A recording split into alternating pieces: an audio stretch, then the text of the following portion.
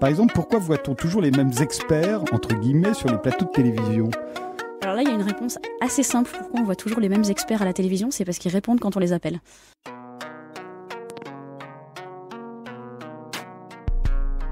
L'idée des intellectuels, c'est qu'ils ont le temps. Bon, ils ont le temps, Platon le disait déjà, la scolée, ça veut dire à la fois le loisir et l'école. Bon, alors ce sont des hommes d'école qui peuvent prendre le temps de réfléchir, d'interroger, de réfléchir sur eux-mêmes, sur les autres, etc. Et de ce fait, ils peuvent rendre explicites des choses implicites.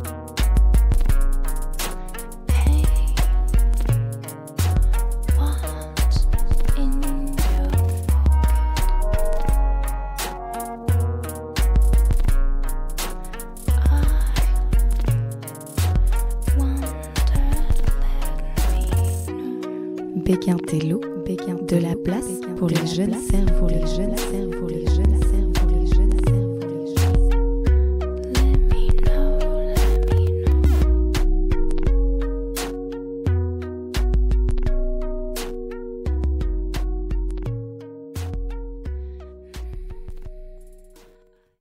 Bienvenue pour ce premier épisode de Béguin-Tello, le podcast qui donne de la place aux jeunes cerveaux. Des experts, on en entend à longueur de journée, sur les plateaux télé, à la radio et dans la presse écrite. Ce sont bien souvent toujours les mêmes, des hommes, blancs et d'un certain âge, qui ont une place énorme dans le paysage médiatique pour s'exprimer sur des sujets divers dont ils sont soi-disant les plus légitimes à diffuser leurs opinions et idées. À côté de ça, dans l'ombre, la jeune génération n'a jamais fait autant d'études et de formations universitaires. Ces étudiantes et étudiants se consacrent bien souvent à une discipline précise qu'ils étudient en profondeur, avec un esprit critique affûté, une analyse contemporaine fondée sur de nombreuses lectures et des terrains concrets d'exploration. Bien souvent, une fois leurs études terminées, ces recherches restent à disposition des revues spécialisées et jamais, au grand jamais, ils et elles ne seront contactés pour en parler au plus grand nombre. C'est le contre-pied que je souhaite prendre avec cette émission. Je voudrais les autoriser à dire, laisser un espace d'expression, car ils et elles sont bel et bien experts de leur domaine et surtout représentent le futur de notre société.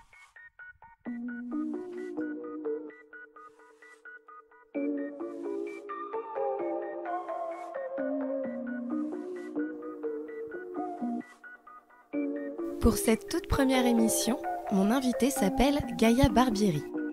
Elle est doctorante et a soutenu sa thèse commencée en 2017 en psychopathologie et psychologie clinique fin décembre 2020 à l'université Lyon 2.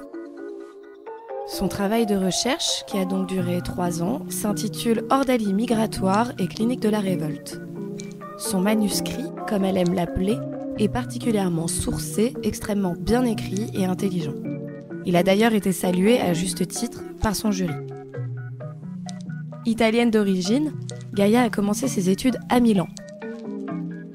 Elle est passée par le monde de la philosophie, des arts dramatiques, pour finalement faire un master en sciences cognitives qui l'amèneront à Paris par un Erasmus à l'ENS, puis à Lyon pour sa thèse. Au-delà de son parcours universitaire brillant, Gaïa fait partie de ces gens dont la sensibilité et l'engagement sont palpables dès les premiers échanges. J'espère que vous serez touchés autant que moi par la subtilité et l'humilité de son expérience de terrain que nous allons évoquer tout au long de cette émission. Je vous souhaite donc une bonne écoute.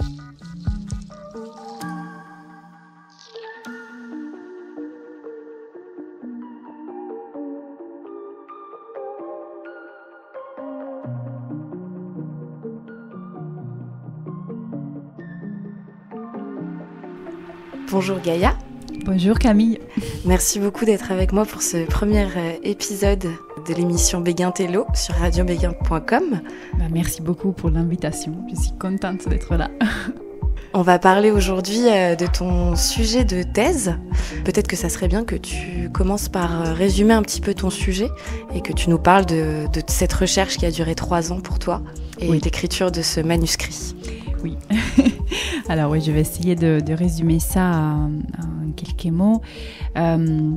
En fait, j'ai mené une recherche dans le cadre d'un contrat doctoral, donc j'ai eu la chance d'être payée pour faire cette recherche. Et j'ai pu choisir librement mon objet et donc j'ai choisi de travailler dans le domaine de la migration, de mener une enquête psychologique, mais qui en fait se situe au croisement entre psychologie clinique, sociologie et philosophie notamment, des différentes sciences humaines qui rentrent en compte dans mon travail. Et voilà, donc la particularité peut-être de mon enquête, c'est que j'ai pu la mener en travaillant avec des collectifs militants qui militent pour l'accueil des réfugiés, qui n'ont pas encore le statut de réfugiés par contre. Donc des demandeurs d'asile ou des migrants irréguliers. Voilà. Donc j'ai travaillé avec ces collectifs-là, avec 2 collectifs en particulier de Lyon, dans le cadre de l'occupation des 2 bâtiments. Donc j'ai travaillé en squat. On travaillait vraiment ensemble, psycho et médecins et infirmières, pour essayer d'ouvrir un espace consacré aux soins à l'intérieur de ces lieux de mise au bain, en fait, de ces lieux très marginaux dans l'espace de la ville. Et donc l'idée, c'était de pouvoir déposer ce qui était le plus difficile pour eux, et de pouvoir trouver des interlocuteurs prêts à accueillir toute la difficulté et toute la souffrance qu'ils étaient en train de vivre à ce moment-là. Donc le cœur de ton sujet, en tout cas les sujets que tu as étudiés, c'est particulièrement des mineurs. Oui, on va dire que j'ai travaillé avec aussi des majeurs en migration, enfin bien sûr, parce que dans les squats, il y avait, dans un squat en particulier, il y avait que des majeurs, et dans l'autre squat, il y avait 50% à peu près de mineurs non accompagnés. Donc ça veut dire des jeunes gens qui arrivent en Europe seuls, sans leur famille, sans adultes, font les voyages seuls ou avec quelqu'un d'autre, mais ils ont perdu cette personne sur la route de la migration et donc ils se retrouvent seuls en Europe. Et je me suis particulièrement intéressée à ces publics-là. Ce que l'institution appelle donc, comme tu disais, les mineurs non accompagnés. Voilà. C'est ça, c'est l'administration française utilise cette dénomination pour parler d'eux et c'est étonnamment bien choisi parce que voilà, non accompagnés, ils le sont et ils le restent. C'est comme si c'était une appellation qui évoque également une destinée. Ils restent non accompagnés une fois qu'ils sont arrivés en France. C'est-à-dire que même lorsqu'ils ont la chance de voir reconnu leur statut de mineur, et c'est pas du tout évident. Je pense que sur 10 personnes qui déclarent être mineurs, 7 ou 8 vont être reconnues en tant que telles, mais les autres 2 ou 3 vont rester complètement exclus de toute prise en charge. Mais même lorsqu'ils ont la chance d'être pris en charge, les institutions censées les étayer sont tellement débordées et elles ont tellement peu de moyens disponibles que même si les éducateurs et les assistants sociaux qui s'engagent là-dedans ont toutes les meilleures intentions du monde, leur travail reste hyper compliqué et non accompagné, c'est une condition dont j'ai été témoin, malheureusement. Voilà, ils se retrouvent dans une ville et dans un pays complètement inconnu.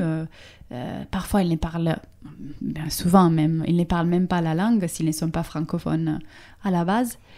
Et voilà, tout ce qu'ils ont, c'est une chambre d'hôtel anonyme et sans point d'étayage, totalement sans adultes. Voilà, c'est eux. Peut-être une assistante sociale qui fait de son mieux, mais qui est complètement débordée. Et c'est tout. Elles doivent se débrouiller comme ça. Et même l'inscription à l'école, ça va être hyper compliqué. Et voilà, c'est tout un processus.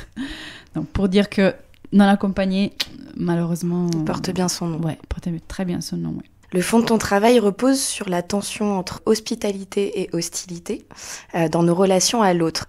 Ta thèse commence là-dessus, sur quelque chose d'assez large. Tu écris que de tout temps, les étrangers sont soit accueillis comme des hôtes, soit rejetés comme des ennemis. Et donc c'est toute cette ambivalence-là dont tu as essayé d'élaborer des contours ou des compréhensions par le biais donc de la psychothérapie. Donc tu dis dans ta thèse qu'on retrouve cette sémantique de la Grèce antique avec le mot asilia. Comment ce constat de la tension entre hospitalité et hostilité a-t-il guidé ta recherche ? Alors, c'était l'une des premières choses sur lesquelles j'ai commencé à réfléchir lorsque j'étais en train d'écrire mon projet de thèse. Donc, vraiment au tout début. Il faut dire qu'en écrivant mon projet de thèse, je connaissais déjà un petit peu ces problématiques. J'avais déjà bossé en tant que psy dans ces contextes-là. Donc, mais c'était vraiment une intuition qui m'est venue assez tôt.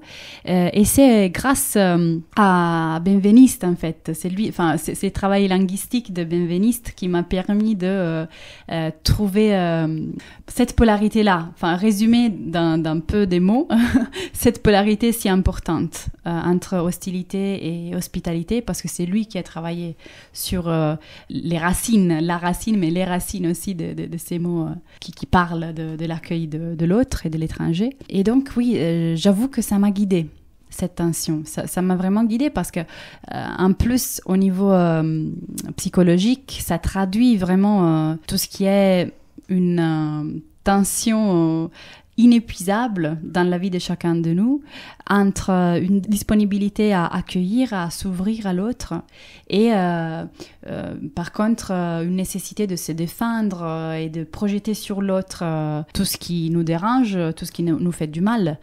Cette duplicité est vraiment au cœur de la psyché, et elle se trouve aussi au cœur de la société, de chaque société. Et de la société, même, comme tu dis, depuis la Grèce antique. Mm-hmm. Voilà, c'est très intéressant comme point de départ parce que, évidemment, dans ton sujet, dans ta recherche, tu parles du monde contemporain, tu parles d'aujourd'hui, ta recherche est récente, mais finalement, elle s'appuie sur des mécanismes qui existent depuis toujours dans l'humanité. Oui. Oui, absolument. Et j'ai voulu partir de la Grèce parce que je me suis intéressée à la civilisation européenne. Si ce terme signifie quelque chose. Hein. Enfin, c'est vraiment... Mais je me suis intéressée à, si vous voulez, au signifiant Europe. Donc, qu'est-ce que Europe veut dire pour nous, historiquement, philosophiquement, qu'est-ce que ça veut dire que d'appartenir à cette histoire-là? Et du coup, la Grèce a été un peu le berceau. L'un des berceaux, il y en a eu plusieurs, hein, mais l'un des berceaux a été sûrement la Grèce ancienne.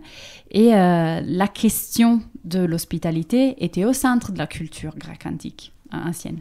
Donc, c'est pour ça que j'ai eu besoin de partir de là. On garde bien en tête donc cette tension entre hospitalité et hostilité qui va finalement être entre les lignes de tout ce qu'on va se dire tout au long de cet entretien. Peut-être on peut commencer parce que ce qui est intéressant dans ton sujet, c'est que donc t'étudies en miroir à la fois le parcours psychique d'un exilé et le parcours psychique, ou en tout cas les mécanismes psychiques que t'expliqueras bien mieux que moi, de ceux qui vont accueillir cet exilé et de la manière dont il est accueilli et du territoire d'accueil et en se fondant donc sur les squats. Voilà, des mécanismes aussi sociaux et de la société civile face à ces situations. Donc on va commencer peut-être d'abord par le parcours psychique d'un exilé avec une question très simple. Pourquoi partir ? Oui, très simple en apparence, très profonde et je dirais fondamentale comme question.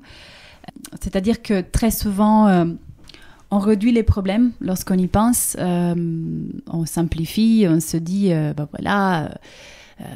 il y a des endroits du monde où les situations sont très très compliquées et voilà, il y a la guerre, il y a une instabilité insupportable des institutions, il n'y a pas d'État, ou un État qui n'en est pas vraiment un, pauvreté, la misère, donc c'est pour cela que les gens partent. Alors bien sûr, ça c'est partiellement vrai, il y a des raisons historiques et sociologiques très importantes qui font que quelqu'un puisse décider de quitter son pays pour aller très très loin et essayer de recommencer une vie. Sauf que peut-être c'est pas très clair pour tout le monde, c'est un peu difficile à comprendre que cet ensemble des raisons sociologiques historiques sont vraiment tissé de façon très forte avec des expériences psychiques subjectives très, très fondatrices du sujet.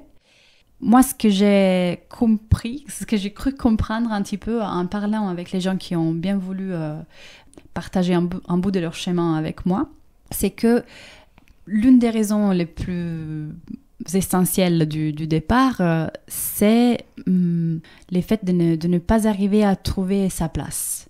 Donc, pourquoi est-ce qu'on part ? Parce qu'on n'a pas de place.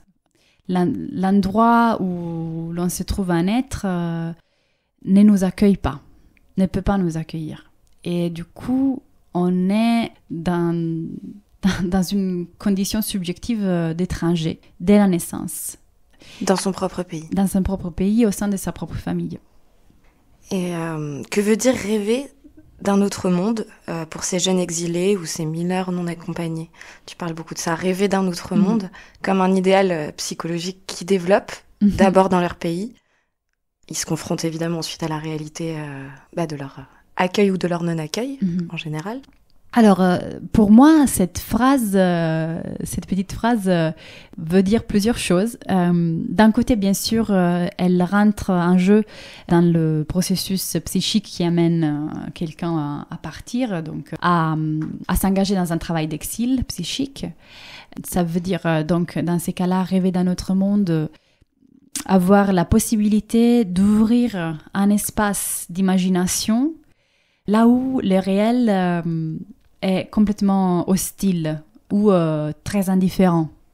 Donc là où justement on n'a pas de place pour vivre et pour devenir un sujet, pour subjectiver son expérience au monde, voilà, là parfois certaines personnes arrivent à ouvrir un espace imaginaire et donc à projeter dans un ailleurs leur vie, la possibilité d'exister avec des autres, être un parmi d'autres, voilà. Et donc les rêves dans ces cas-là, d'après ce que j'ai compris, c'est l'ouverture d'un espace, qui est d'abord un espace imaginaire, mais qui permet de tracer une flèche, un vecteur vers un ailleurs. Et c'est cet ailleurs-là qui est, on va dire, l'objectif du voyage, si on veut. Enfin, c'est transporter dans un ailleurs. Parce que dans cet ailleurs, on imagine qu'on pourra exister. Mais arriver dans notre monde est aussi une invitation au lecteur.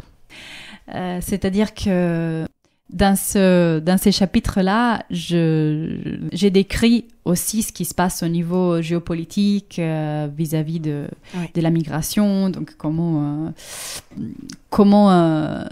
notre continent, et pas que, est très très hostile aux gens qui tentent de traverser les frontières. Donc rêver dans notre monde est aussi une invitation à imaginer un autre fonctionnement complètement, un autre fonctionnement planétaire et voilà, à dépasser ces mécanismes-là.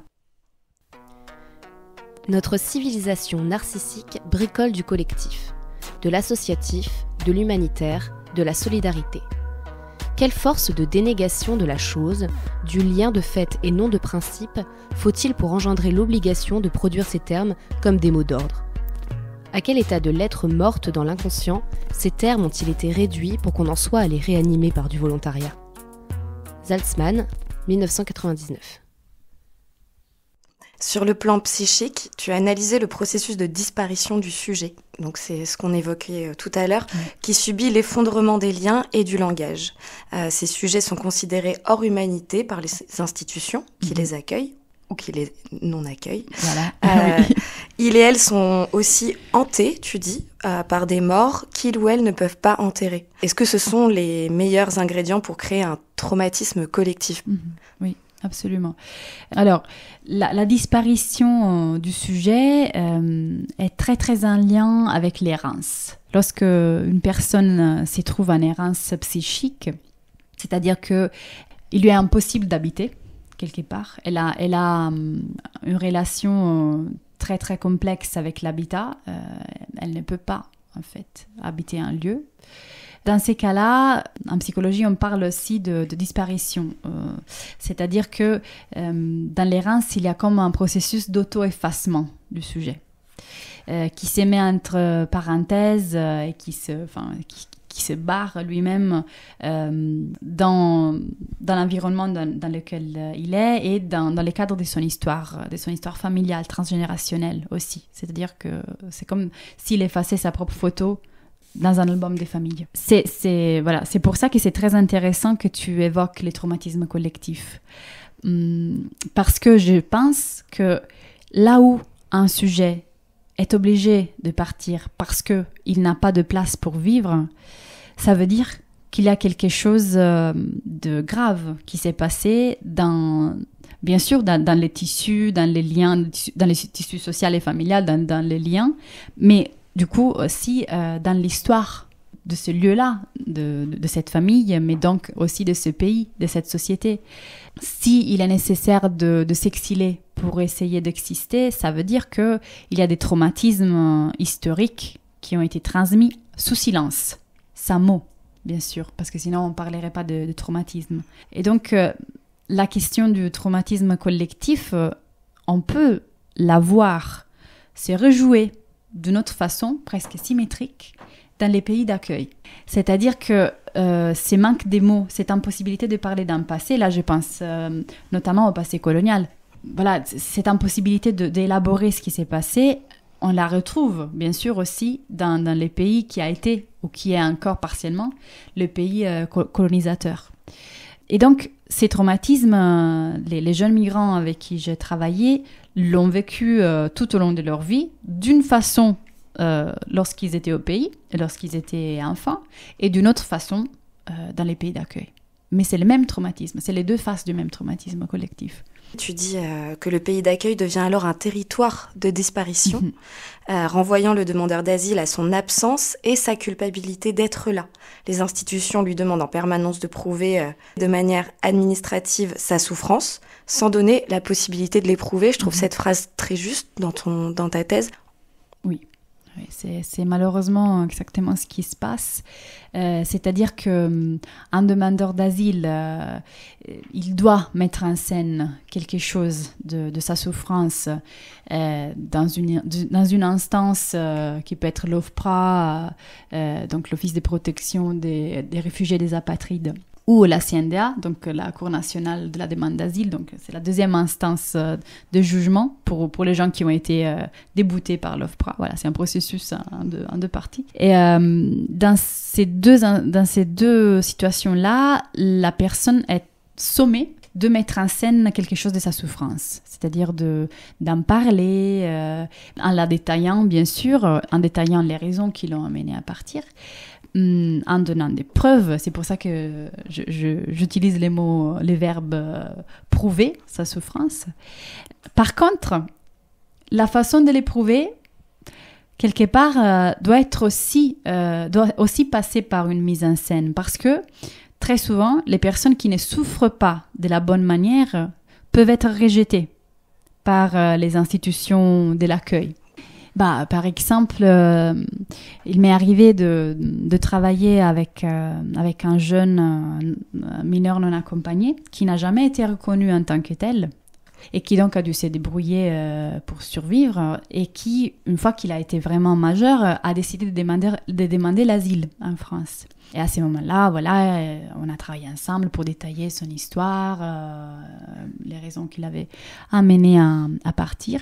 Et devant l'officier de l'OFPRA qu'il a reçu, voilà, il a été très contrôlé, très calme. Il a parlé, voilà, mais quelque part, c'est une personne qui a besoin de sentir qu'il a la maîtrise de la situation pour ne pas partir en vrille, je veux dire.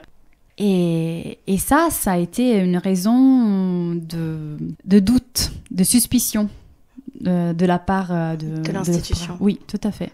Parce qu'il n'a pas pleuré lorsqu'il parlait du meurtre de son père. Donc c'est pour ça que je dis la mise en scène, que je parle de la mise en scène de la souffrance et que je parle d'une obligation à la prouver plus qu'à l'éprouver. Parce qu'il faut passer par quelque chose de faux pour donner l'impression qu'on souffre de la bonne manière. Et donc, je trouve ça complètement fou. C'est quelque chose de dépersonnalisant, déshumanisant, psychotisant aussi, parce que les gens qui passent par là, après, on va dire si déjà ils ont des troubles psychiques, ça va devenir bien sûr encore plus grave pour eux. Et donc, ces mécanismes-là est imbibé d'hostilité. Voilà. On va dire que dans la tension entre hostilité et hospitalité, là, on est vraiment du côté de l'hostilité. Oui, et d'une posture qui pense les accueillants, ceux qui ont le pouvoir, parce qu'il s'agit d'un pouvoir, celui d'accueillir, bien sûr, parce que c'est aussi le pouvoir de ne pas le faire. Donc, ceux qui ont le pouvoir d'accueillir se mettent dans une position comme d'humanité supérieure, vis-à-vis d'une humanité inférieure qu'il faut évaluer, dont il faut évaluer l'histoire, la souffrance, etc. Et pour lequel on a de la suspicion. Oui, ça c'est la première. En fait, on ne part jamais d'une présupposition d'innocence, oui. comme pour les gens qui sont accusés d'avoir commis un crime, mais on part de la suspicion. Et en quoi tout ça menace aussi le récit de l'exil ? C'est une menace énorme à la possibilité pour un sujet d'historiser son expérience, de la mettre en histoire. Et mettre en histoire une expérience comme celle de l'exil est fondamental pour pouvoir l'accomplir, ces travaux de l'exil. Et la transmettre. Et le transmettre. Exactement. Et pour pouvoir accomplir ce travail, il faut passer par l'historisation de ce qu'on a vécu. Et donc, il faut trouver un témoin. Il faut trouver quelqu'un qui soit prêt à dire présent, qui soit disponible et qui soit en écoute avec une espèce de suspension du jugement. Et si on ne trouve pas cet interlocuteur-là, c'est impossible de mettre en histoire vraiment ce qu'on a vécu. Et donc, quelque part, tout va rester figé au niveau du traumatisme. La personne va être obligée de revivre encore et encore et encore tout ce qu'elle a subi parce que aucune transformation est possible à ce niveau-là. Et malheureusement, de devoir passer par une mise en histoire artificielle et, une mise en histoire qui met la personne en posture de prière vis-à-vis de l'institution à laquelle on demande le droit d'exister ici et maintenant, c'est quelque chose d'extrêmement dangereux pour le processus psychique de mise en histoire. Ça casse quelque chose de profond chez les sujets. On va continuer à discuter de ça après une petite pause musicale d'un morceau que tu as choisi de Robert Wyatt qui s'appelle Free Will and Testament. Bonne écoute, on se retrouve tout de suite.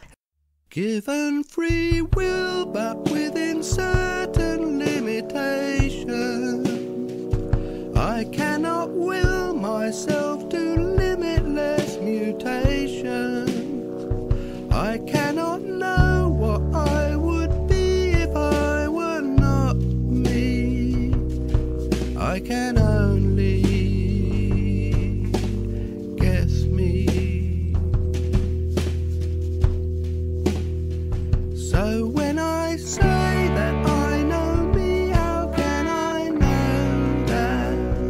What kind of spider understands arachnophobia? I have my senses and my sense of having senses. Do I guide them or they me?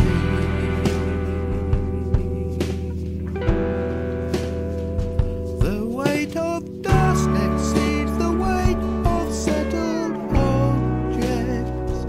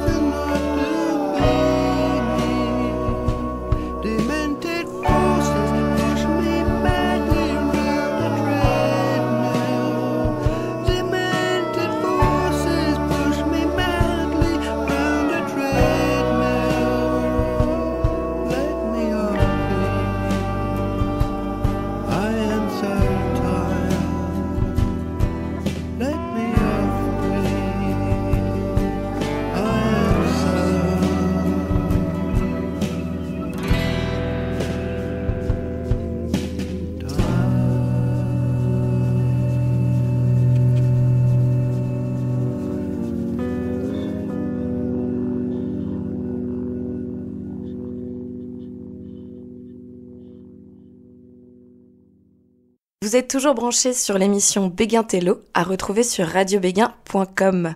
Nous continuons cette passionnante discussion avec Gaïa au sujet de sa thèse. Après avoir parlé du parcours psychique d'une ou d'un exilé, nous arrivons à la réaction de la société civile face à ces migrations. Tu as choisi de faire ton terrain dans des squats à Lyon, dont on parlera un peu ensuite. Avant tout, qu'est-ce que militer pour l'accueil et en quoi cette lutte est antagoniste et résulte d'une tension? Très belle question. Alors oui, la tension dont j'ai parlé dans ma thèse vis-à-vis des collectifs d'accueil, c'est la tension entre accueil et lutte. C'est-à-dire que militer pour l'accueil est en soi quelque chose comme un oxymore. Ça pourrait sembler un oxymore et il l'est effectivement. Parce que dans les verbes militer, il y a bien sûr l'idée de lutte, donc d'être contre quelque chose. Et dans l'idée de l'accueil, par contre, il y a vraiment l'ouverture et laisser rentrer. La bienveillance. La bienveillance, la confiance aussi. Donc, c'était des drôles de créatures, ces deux collectifs dont je fais partie moi-même d'ailleurs. Et cette tension était visible, était vraiment, on la respirait à chaque fois qu'il y avait des réunions. Il y avait souvent, j'ai remarqué, une division entre les militants blancs, les locaux, on va dire, les autochtones français ou européens, Guionnais, oui voilà, qui donc avaient ouvert ces deux lieux de vie et qui donc avaient aussi des responsabilités bien sûr de défendre les lieux, de ne pas créer trop de conflits à l'intérieur, de établir des règles bien claires pour que les gens puissent investir les lieux plus ou moins en sécurité, et qui étaient aussi engagés dans des revendications politiques.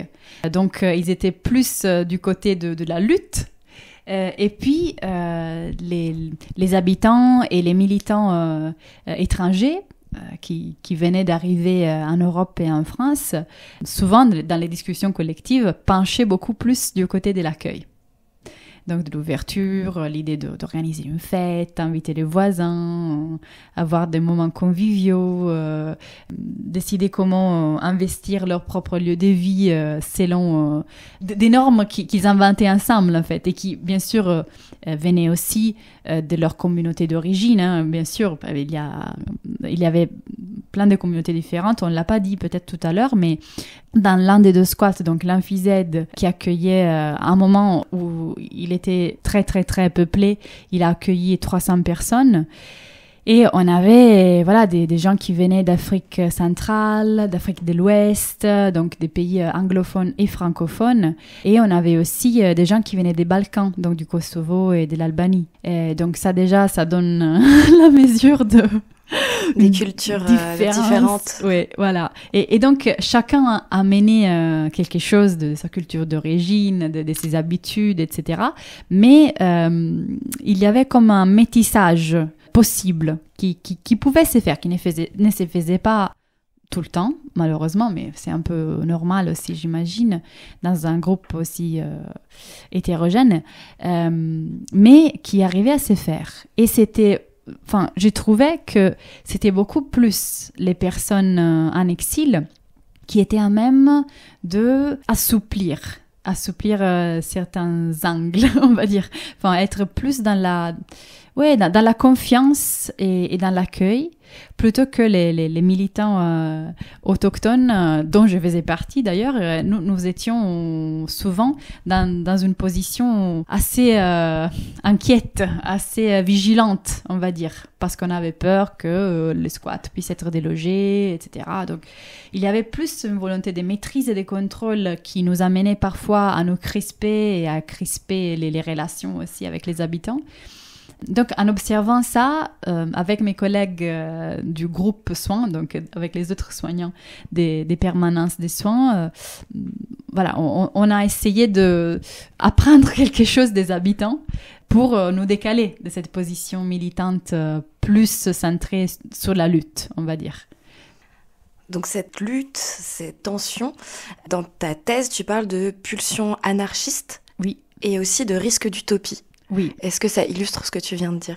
Alors, la pulsion anarchiste, c'est un concept psychanalytique qui m'est très cher et qui vient d'une auteure d'une sensibilité extraordinaire qui s'appelait Nathalie Zaltzman. Elle a proposé, elle a formalisé sous le nom de pulsion anarchiste un mouvement subjectif lorsque le sujet arrive à se déprendre d'une emprise tyrannique qui risque de l'écraser et de lui enlever complètement sa subjectivité. Pour elle, pour Nathalie Zaltzman, la pulsion anarchiste est une pulsion des morts parce qu'il s'agit d'une pulsion de déliaison d'un objet tyrannique qui a tendance à étouffer et aplatir la vie psychique et à la assujettir à un seul idéal, si tu veux.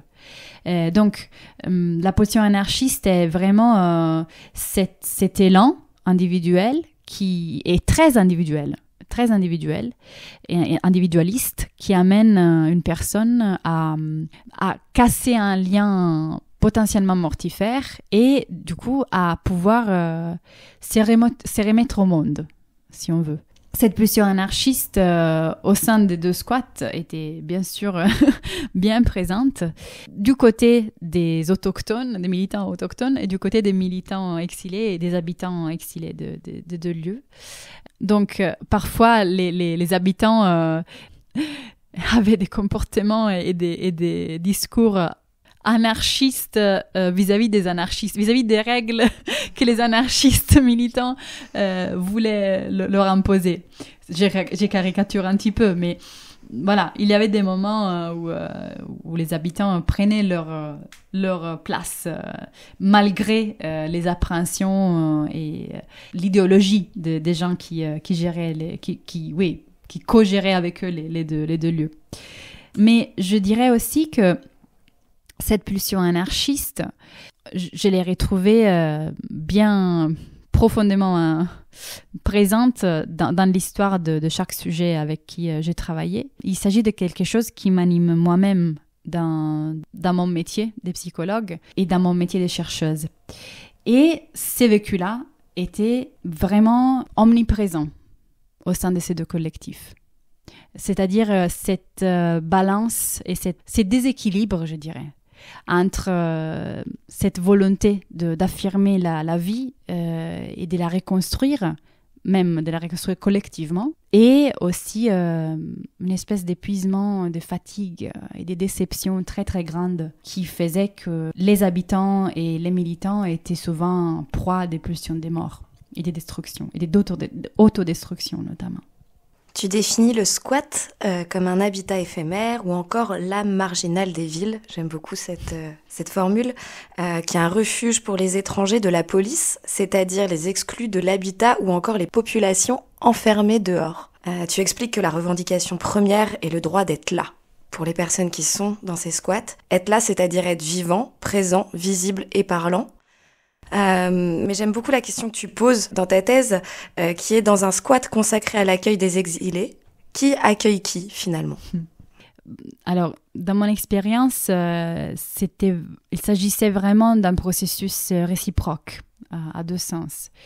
Lorsque quelque chose comme un groupe arrivait à fonctionner, c'était parce que il y avait eu une tentative d'accueil réciproque. Donc, des habitants du lieu, donc les exilés, vis-à-vis des militants, des soutiens, pas en exil, on va dire, et vice-versa.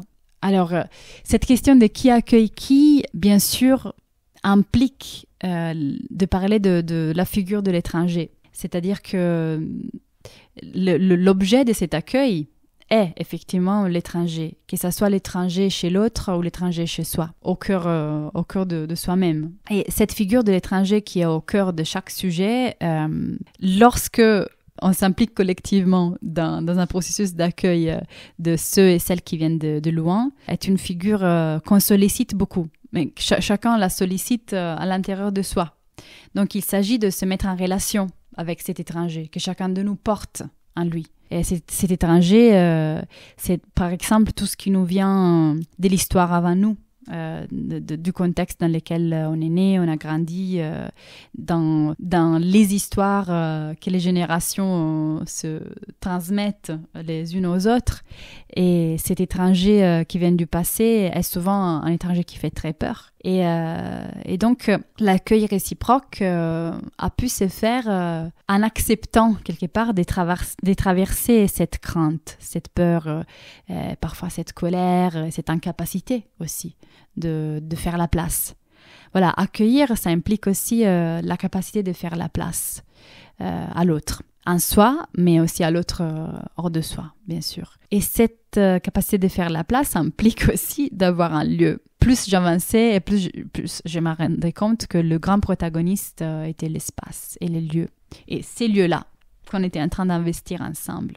Et donc c'est au sein d'un lieu très particulier, parce que le squat est un lieu, justement, comme tu le disais Camille, marginal. Il n'appartient pas vraiment à l'espace de la police, c'est-à-dire de la cité.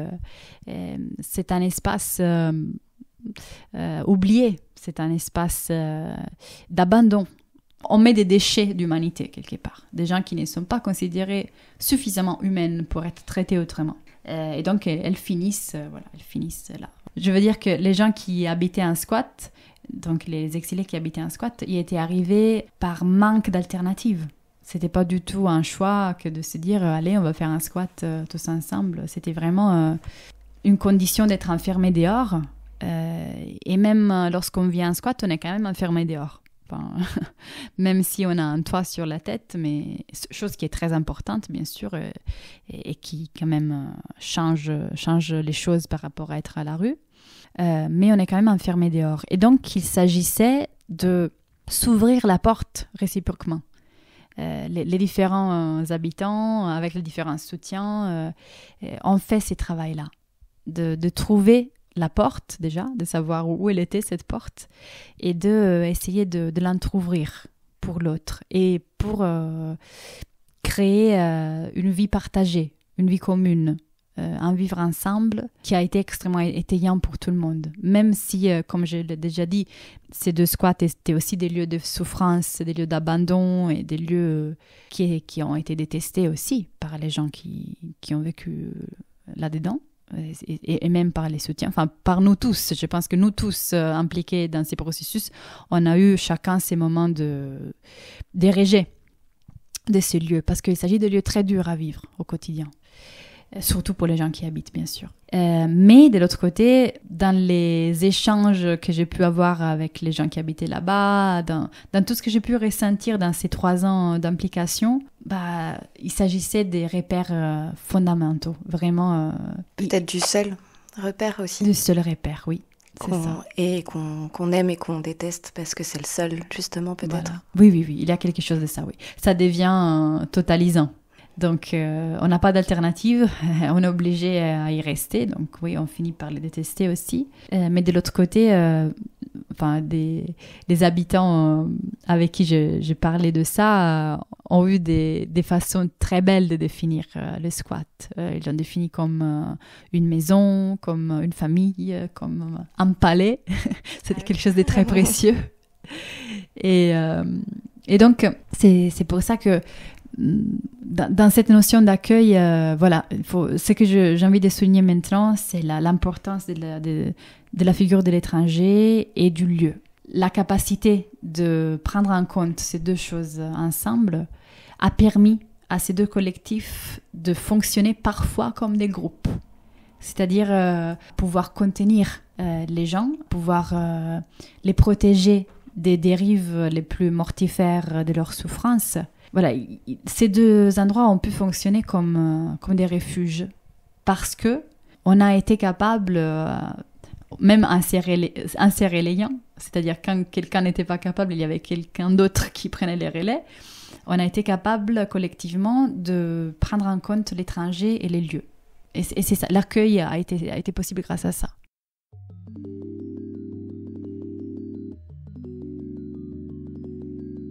Ainsi, chercheurs et migrants auraient en commun le sens de la quête de sens, et le besoin de trouver une place au sein d'une fratrie sans cesse renouvelée. Bruyère, 2014.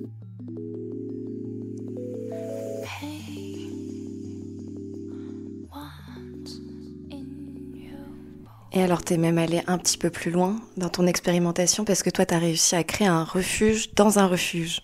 T'as mis en place dans ces lieux des permanences psychologiques.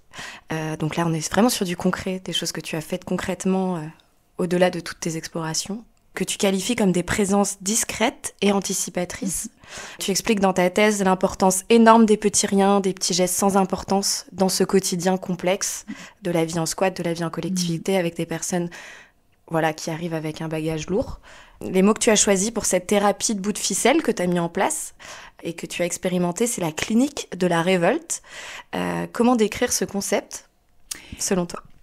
Alors, je me suis énormément inspirée de la psychothérapie institutionnelle. Tu as cité l'importance des petits riens et ça, c'était quelque chose que Jean Houry aimait beaucoup dire. Il aimait beaucoup parler de ces petits riens. Donc, la psychothérapie institutionnelle, pour faire très simple, a été un courant de cliniciens qui ont commencé à prendre à leur compte une critique profonde de l'institution psychiatrique et qui donc ont décidé de la réformer de l'intérieur en mettant vraiment l'accent sur l'importance de la fonction de chacun et non pas du rôle hiérarchique et non pas, on va dire, du métier de chacun sur les bulletins de salaire, mais la fonction de chacun, de chaque soignant est une fonction forcément relationnelle qui est déterminée par les liens de chacun avec tous les autres, avec toutes les personnes impliquées dans les soins, que ce soit des psychologues, des médecins, mais que ce soit aussi du personnel des services, que ce soit des éducateurs, enfin, toutes les personnes qui, au quotidien, investissent l'institution sont des cliniciens, sont en position, en fonction clinicienne. Et à partir de ça, on peut comprendre assez facilement que le soin est le produit de toutes ces interactions-là. Et c'est seulement grâce à ça qu'il y a une clinique qui peut vraiment se faire dans un endroit comme un squat. Parce que oui, les permanences que j'ai mises en place, c'était au sein de ces lieux. C'est pour ça aussi que la psychothérapie institutionnelle a été très importante pour moi parce qu'il s'agit d'animer un espace de soins au bon milieu d'un lieu de vie, en fait. Et donc, la clinique de la révolte, je l'ai appelée comme ça parce que je me suis dit que l'endroit où je travaillais était un endroit qui était au plus près de la possibilité de révolte de chacune des personnes qui venaient nous voir, qui venaient voir les soignants de la permanence. Révolte dans quel sens ? C'est-à-dire Révolte, étymologiquement, vient du latin revolvo, qui veut dire je me retourne. Ça implique l'idée d'un retour et d'un retournement aussi, les deux. Donc, la révolte du sujet, pour moi, c'est un mouvement psychique qui permet à quelqu'un de retourner sur ses pas, quelque part, là où quelque chose s'est brisé. D'arriver jusqu'à l'endroit très délicat, très précaire, où quelque chose s'est brisé pour lui dans sa vie ou dans son histoire précédente, même à sa naissance. Et donc, cette révolte implique aussi, bien sûr, un mouvement de reprise de dignité. Une personne qui arrive à se révolter et se remet debout, sur ses pieds, sur ses jambes. Pour travailler auprès de ces mouvements-là, au plus près de ces mouvements psychiques-là, et pour les soutenir, il est nécessaire de ne pas être seul et de fonctionner avec d'autres, de fonctionner en équipe et de pouvoir étayer de façon chorale ces sujets-là. Donc ça, c'était si tu veux, vraiment la philosophie derrière ces permanences était celle-ci.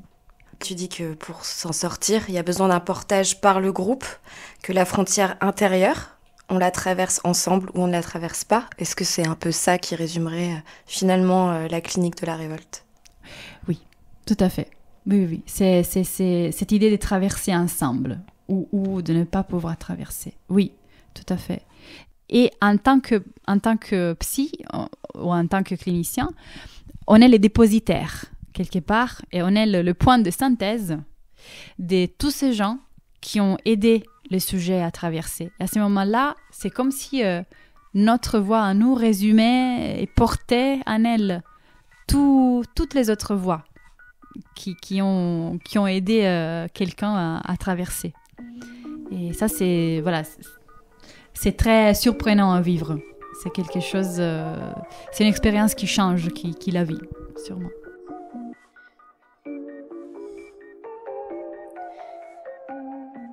J'aimerais qu'il existe des lieux stables, immobiles, intangibles, intouchés et presque intouchables, immuables, enracinés. Des lieux qui seraient des références, des points de départ, des sources. Mon pays natal, le berceau de ma famille, la maison où je serais née, l'arbre que j'aurais vu grandir, que mon père aurait planté le jour de ma naissance, le grenier de mon enfance empli de souvenirs intacts. De tels lieux n'existent pas. Et c'est parce qu'ils n'existent pas que l'espace devient question. Cesse d'être évidence, cesse d'être incorporé, cesse d'être approprié. L'espace est un doute. Il me faut sans cesse le marquer, le désigner. Il n'est jamais à moi, il ne m'est jamais donné. Il faut que j'en fasse la conquête.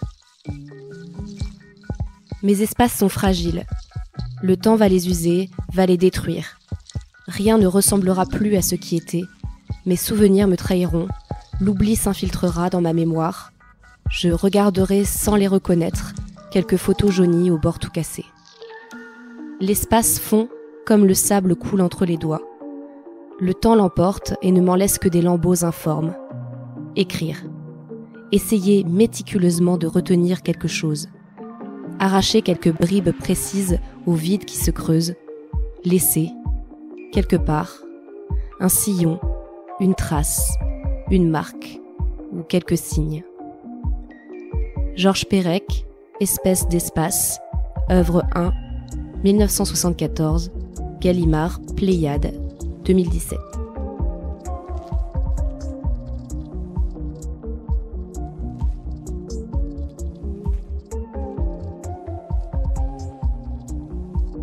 On arrive à la fin de cet entretien. Pour terminer, je propose qu'on parle un petit peu de l'ordalie migratoire, qui est bien le sujet de ton travail, et pour peut-être définir le travail de l'exil psychique. Mais du coup, comme ça, on aura créé un petit effet de suspense. C'est pas plus mal d'en parler à la fin. Et alors, j'ai proposé le terme de ordalie migratoire pour décrire l'expérience migratoire de ces gens qui se retrouvent, enfin, les jeunes, mais aussi en général les gens qui se retrouvent à devoir quitter leur pays en catastrophe et et qui doivent passer des frontières qui risquent de les tuer et qui se retrouvent face à l'hostilité des éléments naturels, que ce soit le désert, la mer, la montagne, toutes les frontières naturelles qu'ils doivent traverser. Ils se retrouvent nus, au sens de George Agamben, c'est-à-dire comme des vies nues, des vies juste réduites à leur biologie et dépourvues de toute la valeur symbolique qu'on donne d'habitude à la vie humaine et dépourvues de toutes les protections aussi dont on jouit lorsqu'on est en société. Donc ils se retrouvent comme des vies nues face aux éléments et ils se retrouvent aussi comme des objets déshumanisés, des populations qui sont objectivées dans des dispositifs frontaliers mis en place par d'autres humains qui trahissent l'humain, je dirais, en faisant ce qu'ils font. Je pense par exemple à la barrière aux 2 barrières qui se trouvent au sein de 2 enclaves espagnoles au Maroc, donc Ceuta et Melilla. Et là c'est vraiment un dispositif technologiquement à la pointe, mis en place juste pour blesser, arrêter, mettre en condition extrême et pour avoir une emprise totale sur les gens qui essayent d'escalader ces barrières. Donc, l'ordalie, pour moi, est l'expérience d'une personne qui passe à travers tout cela. Pourquoi est-ce que j'ai décidé d'appeler cette expérience ordalie ?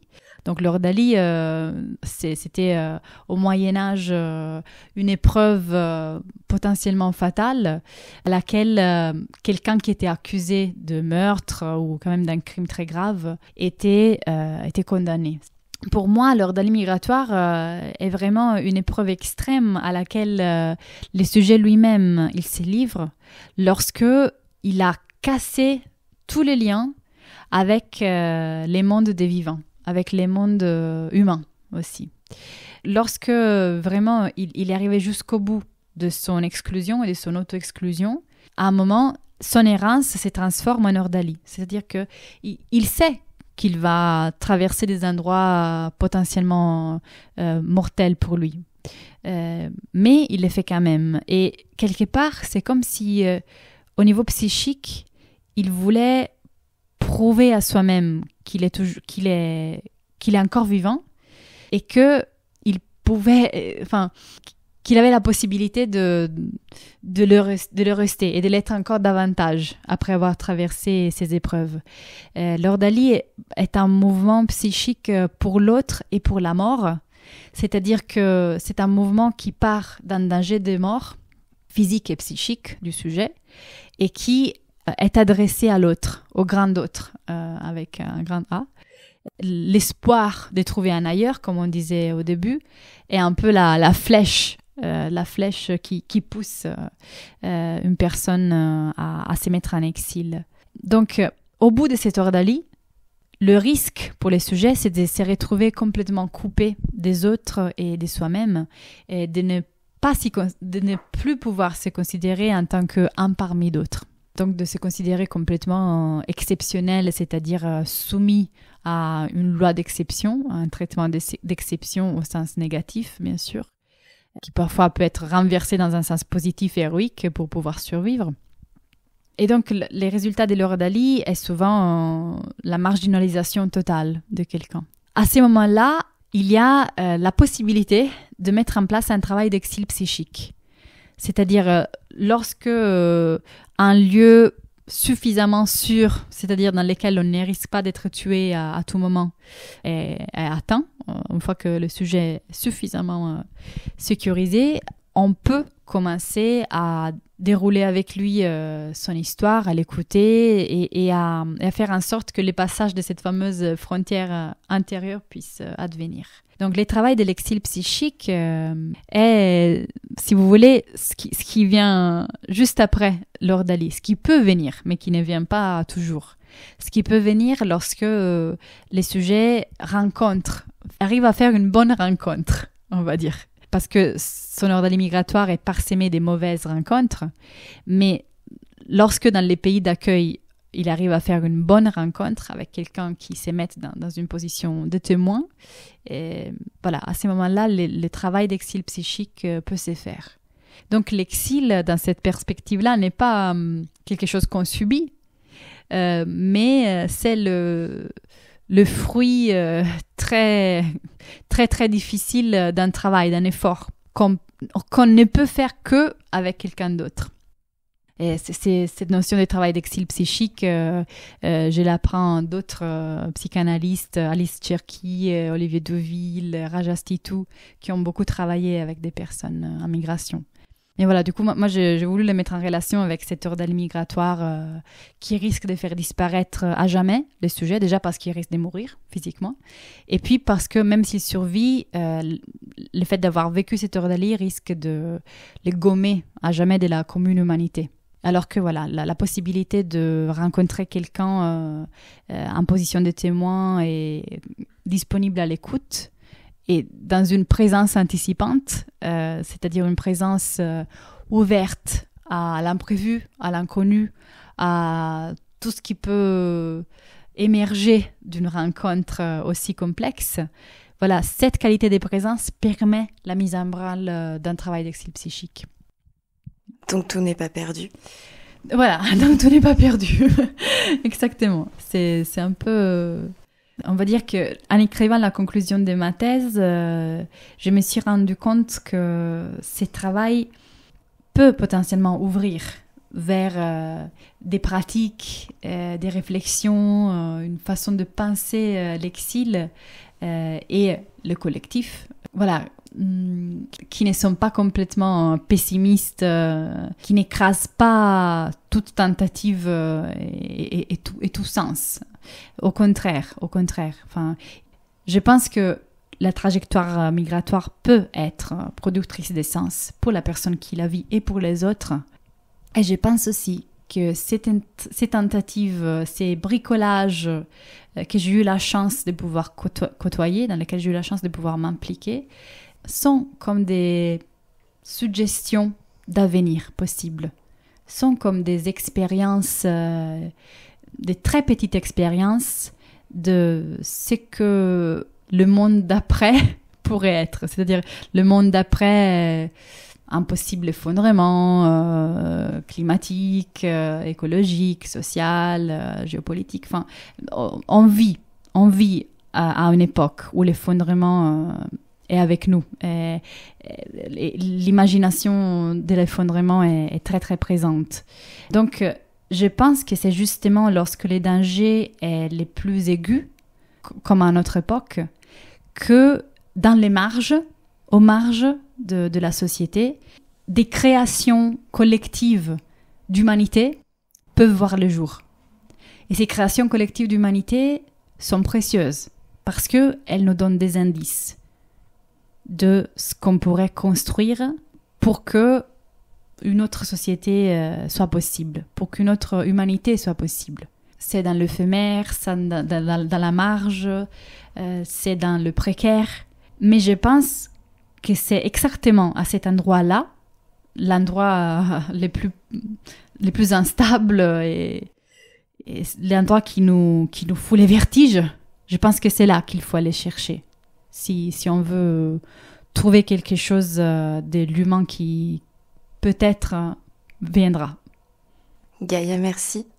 Merci beaucoup pour ce temps accordé. Merci pour ta recherche. Merci à toi. J'espère que cette émission montrera l'intérêt de ces problématiques dans notre monde contemporain. Vous trouverez dans la description des lectures suggérées par Gaïa si vous voulez continuer à explorer le sujet de votre côté. Vous trouverez aussi la possibilité de lire ce superbe manuscrit écrit par Gaïa. J'espère que cette émission permettra de donner plus de capacité à faire place à l'autre. Merci encore Gaïa. Merci beaucoup Camille. À la prise de son, Jonas Landé. À très vite pour un prochain épisode de Béguin Tello, parce qu'il faut bien donner de la place aux jeunes cerveaux. Merci.